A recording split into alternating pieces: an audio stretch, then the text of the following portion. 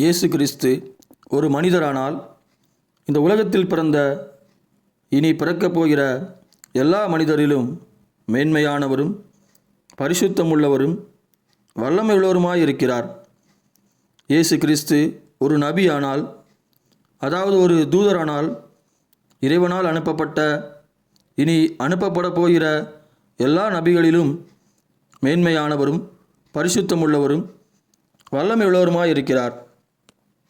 இயேசு கிறிஸ்து ஒரு அவதாரமானால் இந்த உலகத்தில் உள்ள எல்லா அவதாரங்களிலும் மேன்மையானவரும் ஒழுக்கமுள்ளவரும் வல்லமையுள்ளவருமாயிருக்கிறார். அன்பே கடவுள் என்றால் மனிதர்களுக்கு அன்பை வெளிப்படுத்தின இந்த உலகத்தில் சொல்லப்படுகிற எல்லா கடவுளை காட்டிலும் தொட முடியாத உச்சத்தில் இருப்பவர் இயேசு கிறிஸ்து ஒருவரே.